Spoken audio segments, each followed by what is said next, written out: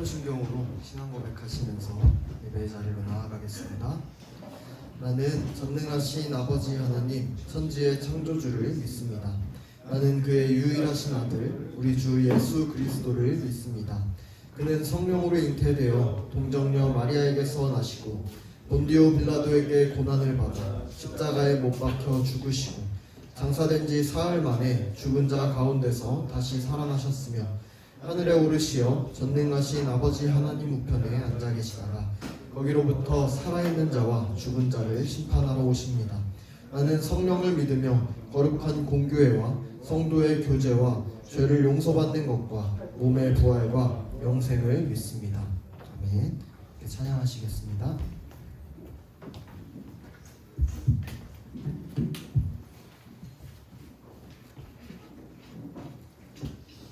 나는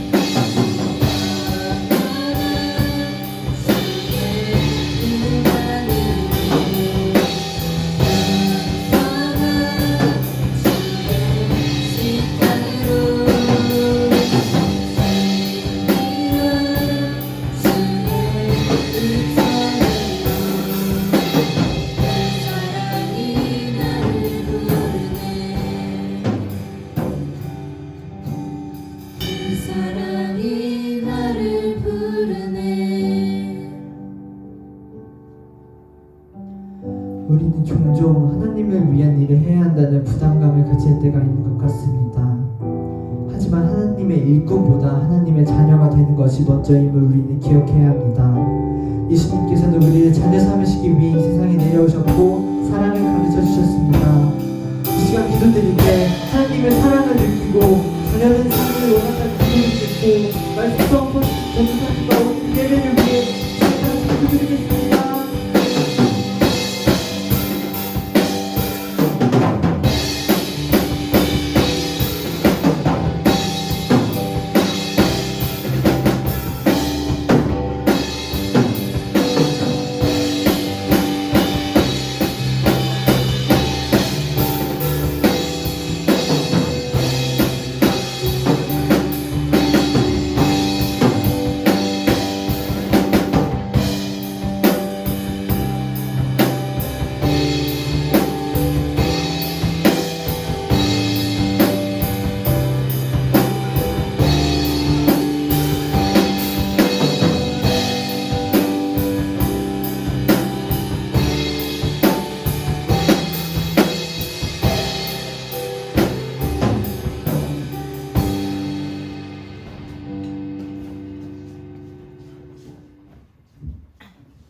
주님, 오늘 예배를 허락하심에 감사합니다. 저희가 항상 하나님의 자녀임을 알고 주님의 사랑을 느끼고 구하며 살아갈 수 있도록 도와주세요. 또한 그 사랑으로 힘든 이들을 외면하지 않고 사랑할 줄 아는 그리스도인이 되도록 주님 함께 해주세요. 오늘의 예배 가운데 전해지는 말씀을 통해 아버지의 은혜를 알게 하시고 듣는 예배자들의 마음을 열어서 주님의 말씀으로 한 주간 살아낼 수 있도록 주님 도와주세요. 감사합니다. 예수님의 이름으로 기도드립니다. 아멘.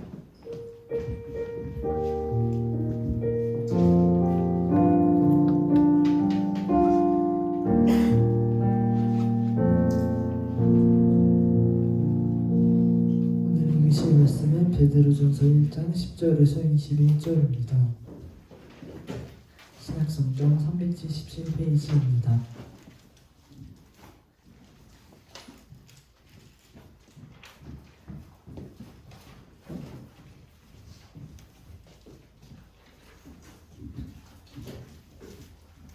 찾으셨으면 번갈아 가면서 읽겠습니다. 이 구원에 대하여는 너희에게 임할 은혜를 예언하던 선지자들이 연구하고 부지런히 살펴서 알고 계신 그리스도의 영이 그 받으실 고난과 그의 받으실 영광을 미리 증언하여 누구를 또는 어떠한 때를 지시하시는지 정하고 하라. 이 섬긴 바가 자기를 위한 것이 아니요 너희를 위한 것이니 계시로 알게 되었으니 이것은 하늘로부터 보내신 성령이 힘과 복음을 전하는 자들도 너희에게 알린 것이요 천사들도 살펴보기를 원하는 것이니라. 그러므로 너희 마음의 허리를 동이고 근심하여 예수 그리스도께서 나타나실 때에 너희에게 가져다 주실 은혜를 온전히 바랄지어다. 너희가 순종하는 자식처럼 전에 알지 못할 때에 따르던 너희 사역을 본받지 말고 오직 너희를 부르신 거룩한 이처럼 너희도 모든 행실에 거룩한 자가 되라. 기록되었으니 내가 거룩하니 너희도 거룩할지어다 하셨느니라. 외모로 보시지 않고 각 사람의 행위대로 심판하시는 일을 너희가 아버지라 부르시되 너희가 나무에 있을 때를 두려움으로 지내라. 너희가 알거니와 너희 조상이 물려준 헛된 행실에서 대속함을 받은 것은 은이나 금같이 없어질 것으로 된 것이 아니요 오직 흠없고 정없는 어린 양 같은 그리스도의 보배로운 피로 된 것이니라. 그는 창세전부터 미리 알림 받으시니나 이 말세에 너희를 위하여 나타내신 바 되었으니 너희는 그를 죽은 자 가운데서 살리시고 영광을 주신 하나님을 그리스도로 말미암아 믿는 자니 너희 믿음과 소망이 하나님께 있게 하셨느니라. 아멘. 성가대 찬양하겠습니다.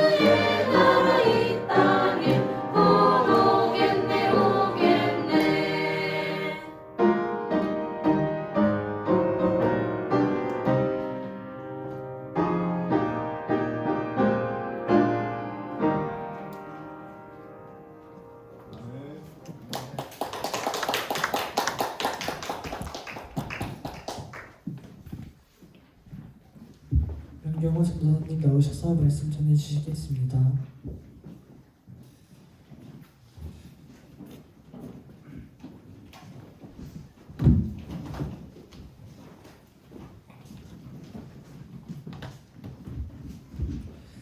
네, 귀한 찬양 감사합니다.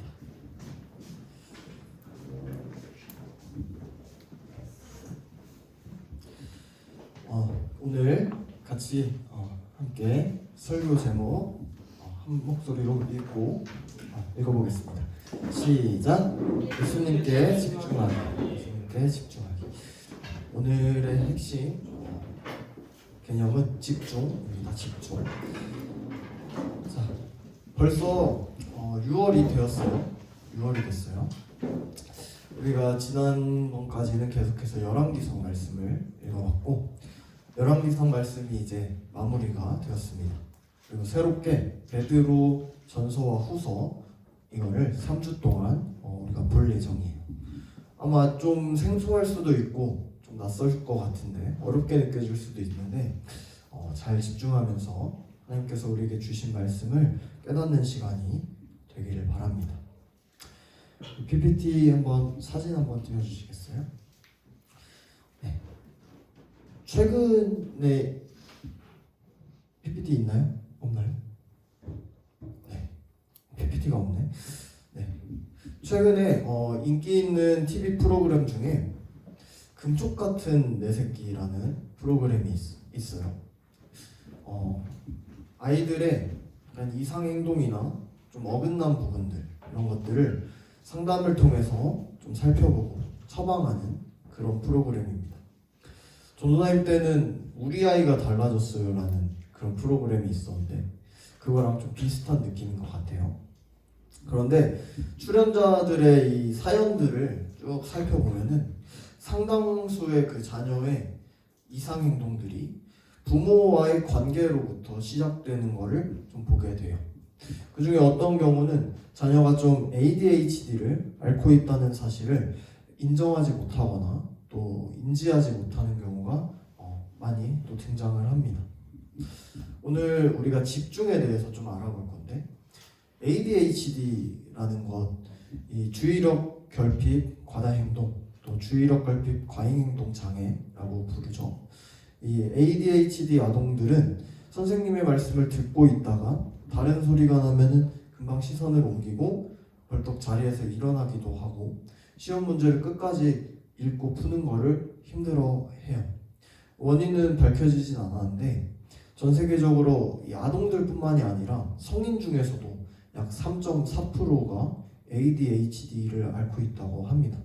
그래서 ADHD를 나쁘게 생각할 게 아니라 병인 만큼의 우리 주변에 친구들이 있다면 좀 많이 따뜻하게 바라봐주고 도와줘야겠죠.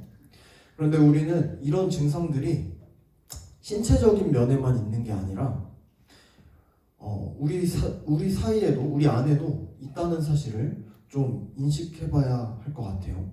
우리의 영적인 부분에도 본질을 벗어나서 이상행동을 하거나 또 극단적인 생각을 품거나 ADHD와 같이 좀 과잉 행동들을 하거나 주의 집중력을 온전히 발휘하지 못하는 경우 우리 안에서도 허다하게 있습니다.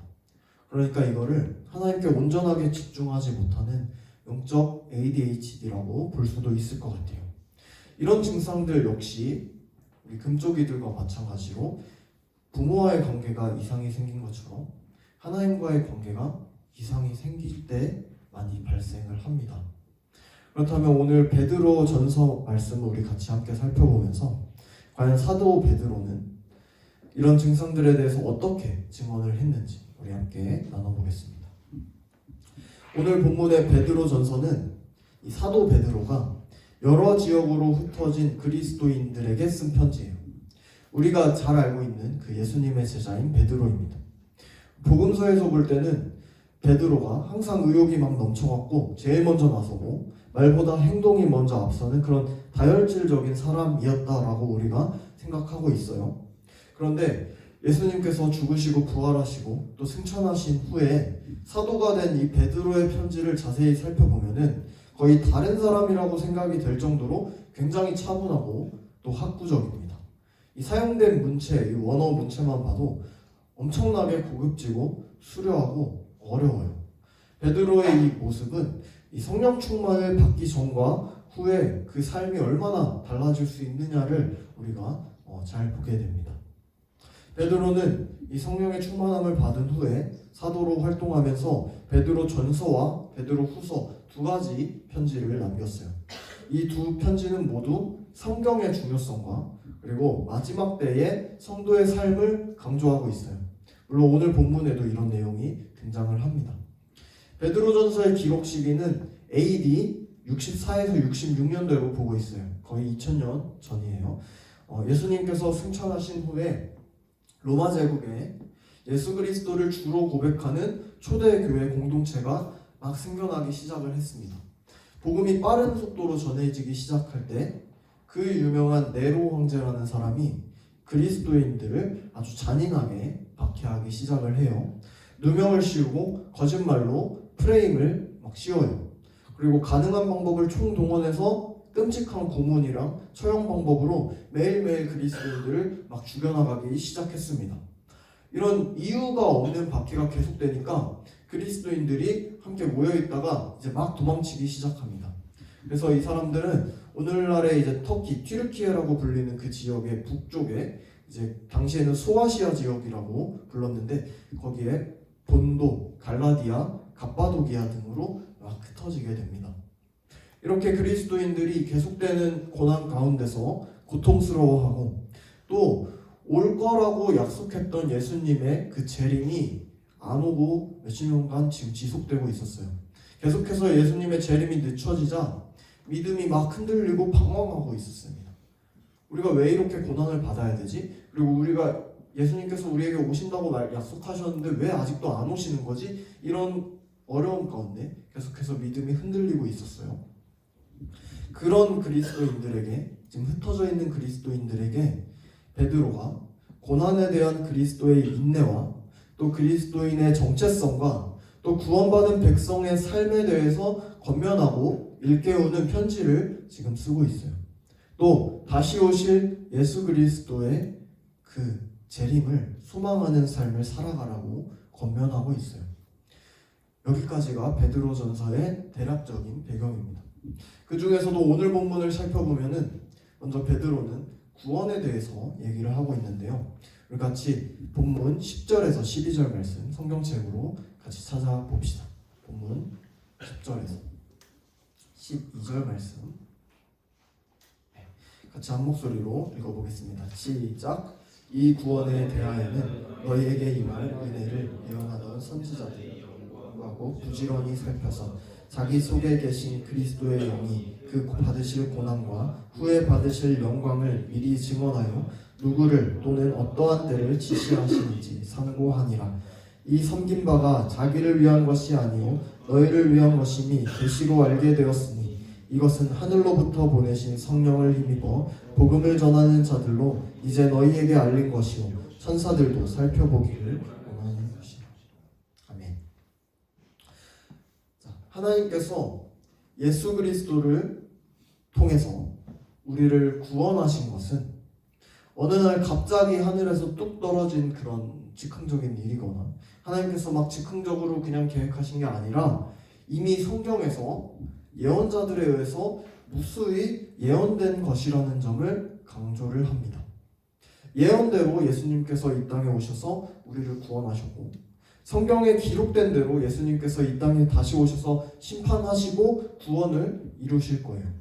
그렇기 때문에 베드로는 고난 중에 있는 성도들에게 끝까지 우리를 향한 계획을 이루고 계신 그 하나님의 그 계획을 바라보고 믿음을 잃지 말라고 하면서 구체적으로 세 가지를 권면을 하고 있습니다.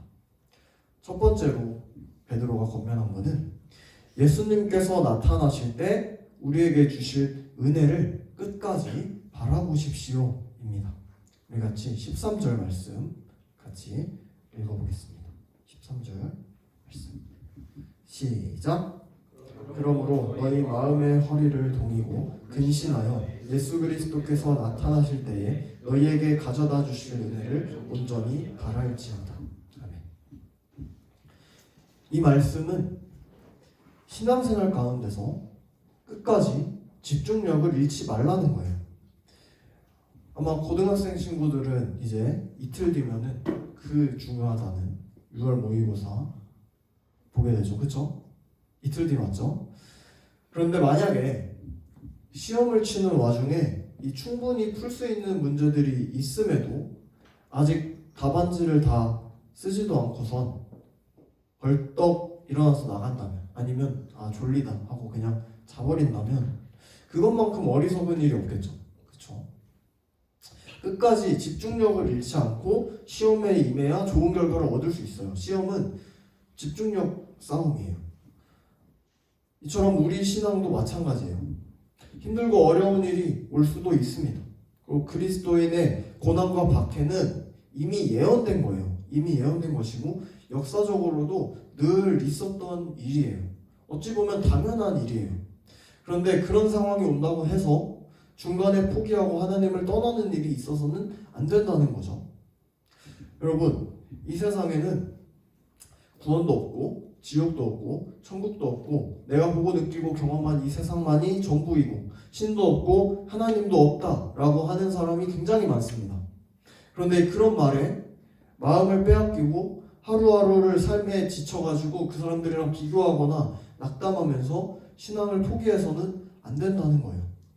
그러면 시험은 사실 포기할 수 있어요. 모의고사나 수능이 아무리 중요하다 해도 포기한다고 해서 인생이 멸망하거나 막 지옥에 가진 않아요.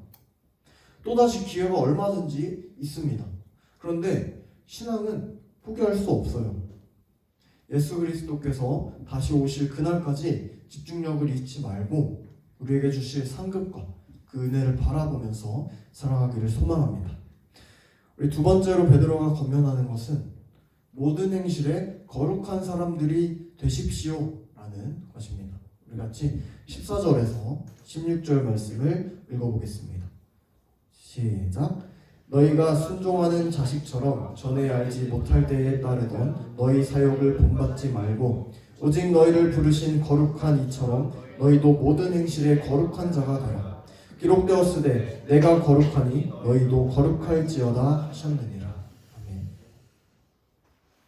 이 말씀은 이전과 같이 육체의 욕망을 따라서 극단적인 행동이나 이 과한 감정에 치우치지 말고 평상심을 유지해야 된다고 말하고 있는 거예요. 여러분, 집중력을 잃은 사람들의 특징 중에 하나는 소위 말하는 이 튀는 행동을 많이 한다는 거죠. 자포자기하는 심정에 휩싸여서 선을 넘는 행동도 많이 합니다.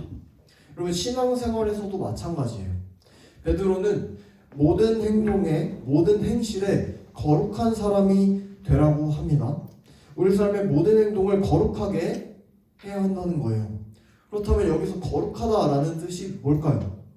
그냥 착한 일을 하라는 걸까요? 그런 것도 크게 봤을 때 있을 수 있어요.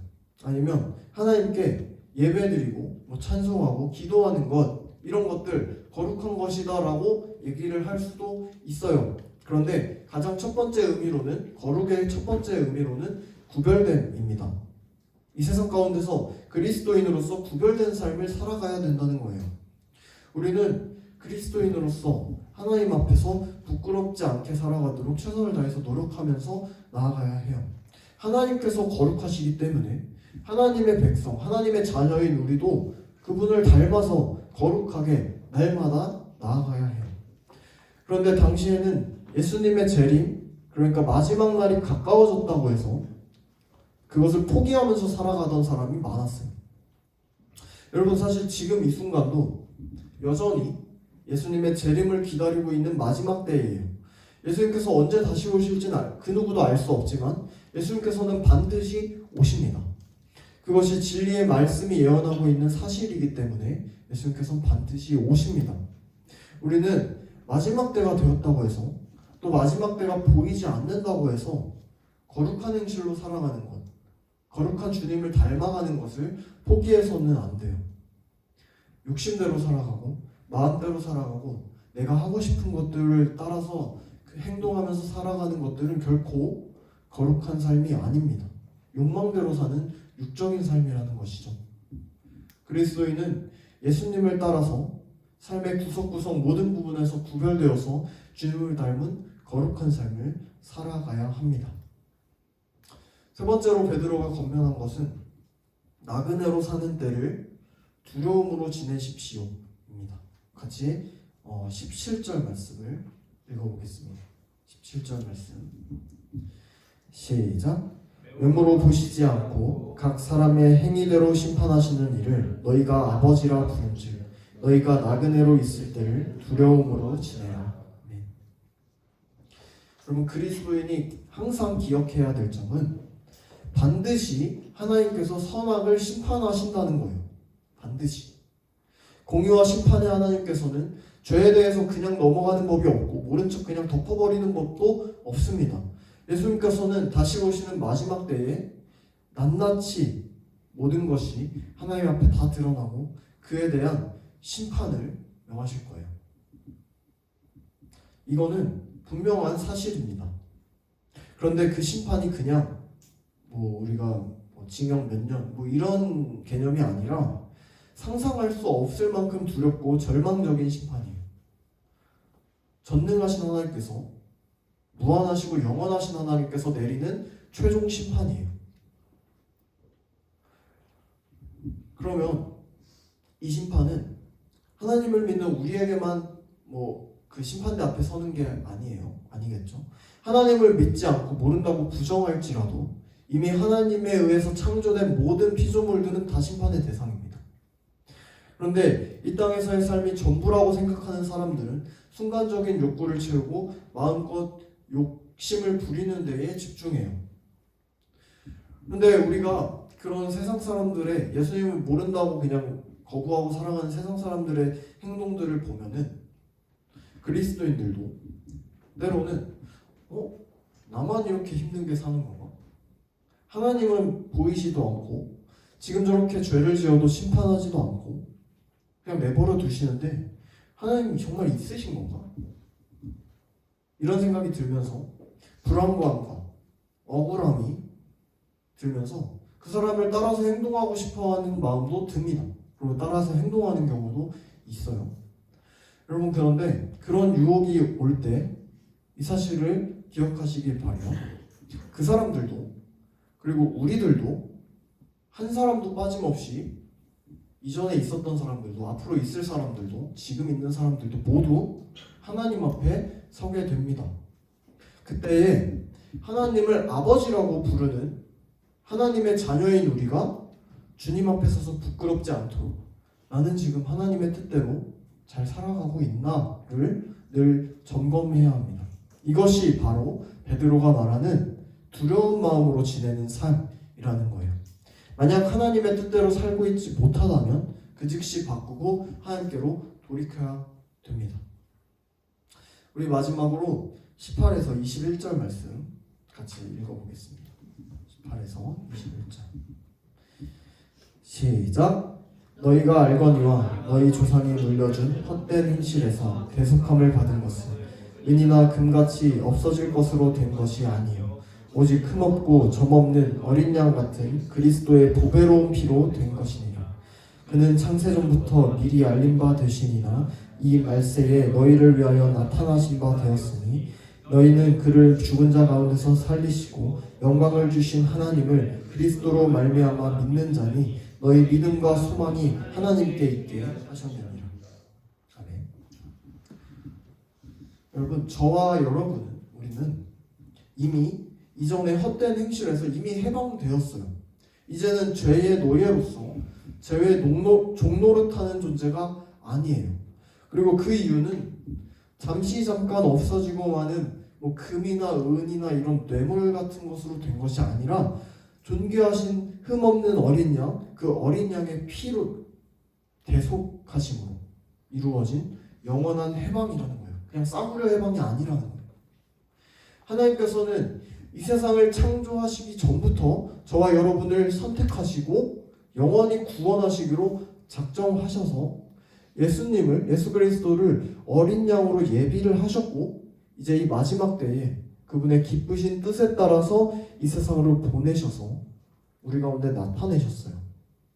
우리는 예수 그리스도로 인해서 하나님을 사랑하고 그분을 믿습니다. 하나님께서 우리의 죄를 사하시기 위해서 죽으신 예수 그리스도를 죽음 가운데서 살리셨고 또 예수 그리스도를 영화롭게 하셨어요.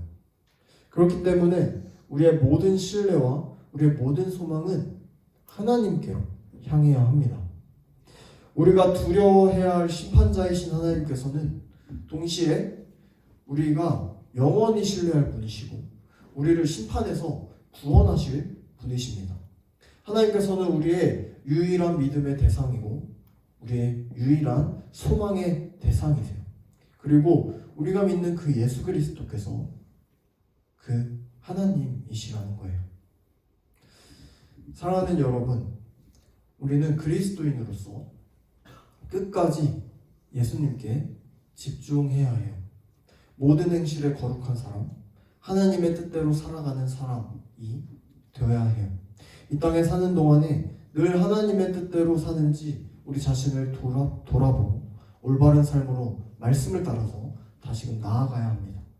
만약 그렇지 못하고 뭔가 문제가 생기면은 예수님이든 부처님이든 알라신이든 나를 도와주는 신을 아무나 찾겠다던가 남들처럼 한 번 죽다가 가는 인생, 내 맘대로 살다가 죽겠다던가 아무도 모르는 죄를 마음껏 저지르다가 나중에 몰아서 회개하면 되지 라고 생각하는 것, 이런 것들은 신앙의 ADHD, 신앙의 문제행동 증상이에요. 스스로의 삶을 점검해보고 이런 증상들이 조금이라도 있다면 빨리 돌이켜야 합니다. 가장 먼저 예수님께 집중하고 말씀, 성경을 가까이 하는 삶으로 나아가시길 바래요. 그렇게 삶 구석구석의 이 행동들이 하나씩 예수님을 닮아갈 때에 우리의 믿음이 더욱 굳건해지고 마지막 날 저 천국에서 모두와 함께 기쁨으로 충만한 삶을 살 수 있게 될 것으로 믿습니다. 이번 한 주도 오직 예수님께 온전히 집중하는 그 훈련을 해나가는 우리 여러분이 되시기를 주님의 이름으로 축복합니다. 기도합니다. 우리의 믿음의 대상이신 신실하신 하나님 아버지, 이 시간 주님을 만나는 이곳에 나와 주님의 말씀을 듣고 주님의 뜻을 알게 하시니 참으로 감사드립니다.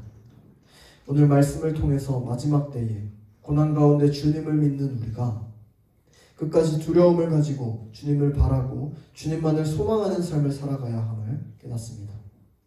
우리 각자의 삶 가운데 다시 오실 주님을 기다리며 주님의 말씀을 붙들고 모든 행실에 거룩한 사람들이 될 수 있도록 성령 하나님 우리를 붙드시고 인도하여 주시옵소서. 이번 한 주도 함께 하실 줄 믿사오며 감사드리며 모든 말씀 우리 주 예수 그리스도의 이름으로 기도드립니다. 아멘.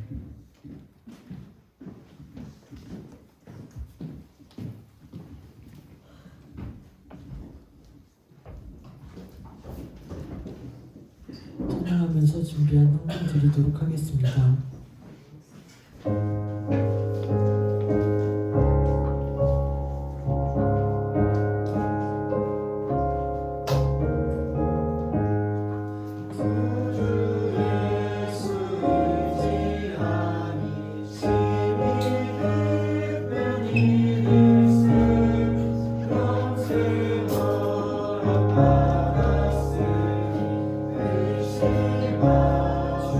주옵고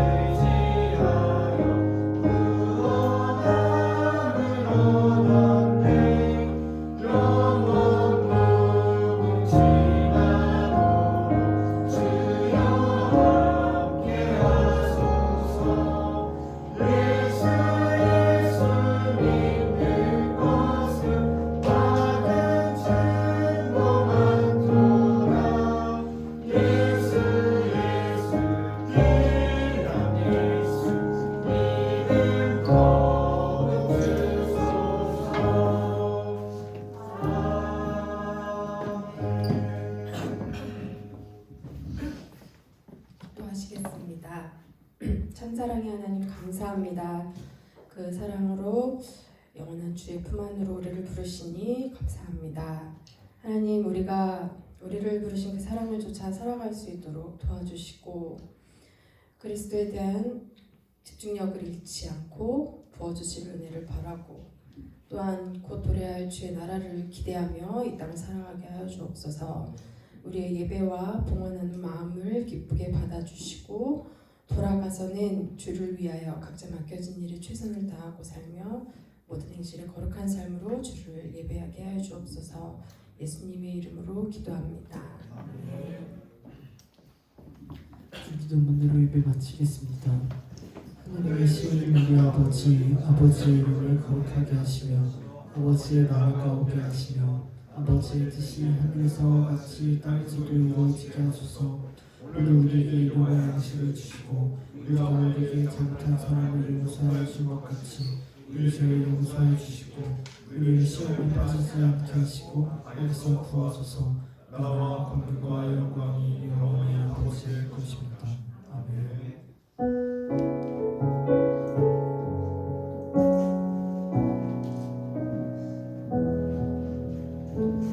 윤경호 장로님 나오셔서 광고해 주시겠습니다.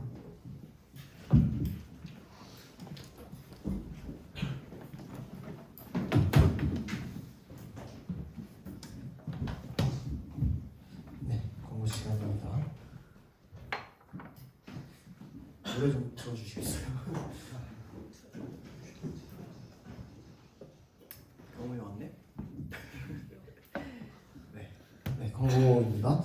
오늘 제자반 12시 35분에 있습니다. 제자반 있으니까 참석하시기 바랍니다. 두 번째로 우리 지난주에 여름 수련회 신청서가 나갔었죠. 가정통신문. 혹시 못 가져간 친구들 있으면은 선생님께 얘기해서 가져가시고 여러분들 신청서 가져오신 분들 있으면 선생님께 제출해 주시면 감사하겠습니다. 일단 6월 16일까지가 사전 신청 기간이어서 다다음 주까지 좀 일단 받고 그 후에도 신청은 할 수 있는데 일단 최대한 빨리 다다음 주까지 받는 걸로 생각하면 좋겠습니다. 그리고 숙소가 4인실인데 침대가 있어요. 근데 침구류가 없어서 침구류는 지참해야 된다고 합니다. 그래서 참고하시면 되겠습니다.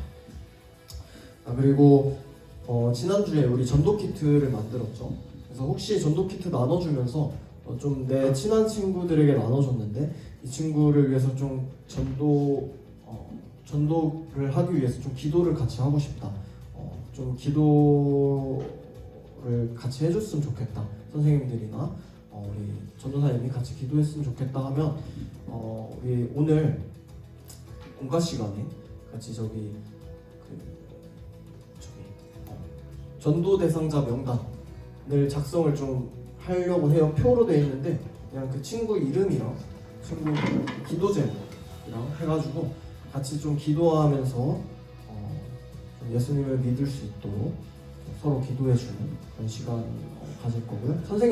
선생님께 제출하면 되겠습니다. 네, 오늘은 교사일가 따로 없고요. 중요한 사항은 카톡으로 전달하도록 하겠습니다. 네, 그리고 오늘 6월 첫째 주여서 6월 생일자 축하가 있겠습니다. 우리 해당되는 친구들 앞으로 좀 나와주세요. 고1의 준이, 그리고 전도사님, 그리고 우리 조인호 선생님 이렇게 오늘 왔습니다. 앞으로 잠깐 나와주겠습니다.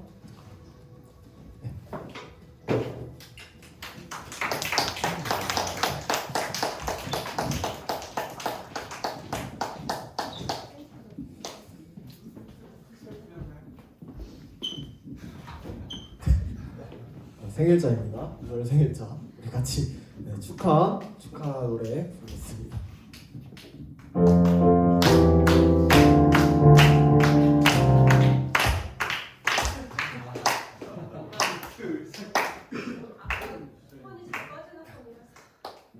네.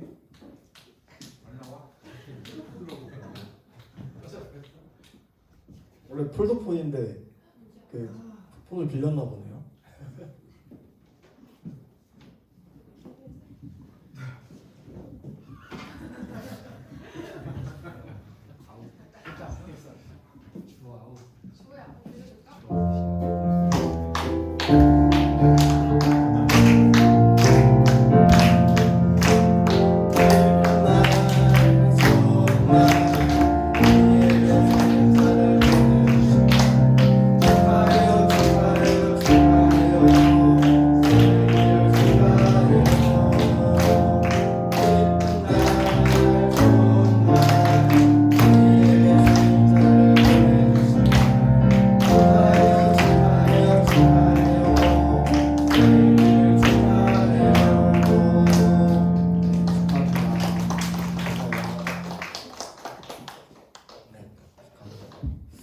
제가 받겠습니다. 들어가. 기도하겠습니다. 하나님 아버지 감사합니다. 오늘 주님께서 우리에게 6월에 또 생명 주셔서 이 땅에 보내셔서 아끼한 그 생일을 기억하게 하심에 감사드립니다. 주님, 우리가 삶을 살아갈 때에 주님께서 주신 이 생명을 어떻게 하면 주님을 위해서, 주님의 나라를 위해서 쓸 수 있을지 고민하며 또 감사하는 마음으로 살아갈 수 있도록 주님을 인도하여 주시옵소서. 감사드리며 예수님의 이름으로 기도드립니다.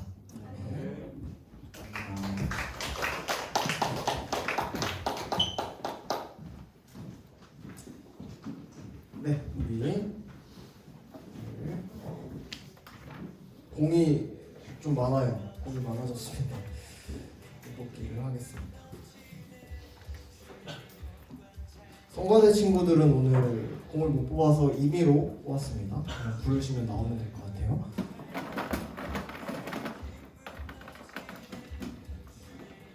흰색 7번 연우.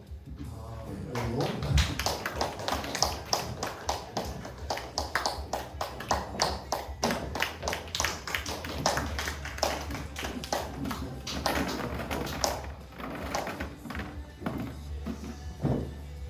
주황공 14번 민준. 저 주황공 잘못 넣었어요. 느꼈구나.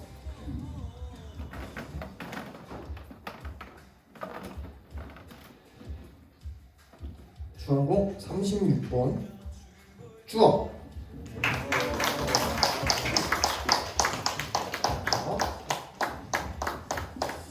네, 이상으로 우리 광고 시간 마치고요. 공과 모임으로 하겠습니다. 오늘 전도 대상자 명단 한번 생각해보면서 작성하는 시간 같이 나눠주세요. 네, 수고하셨습니다.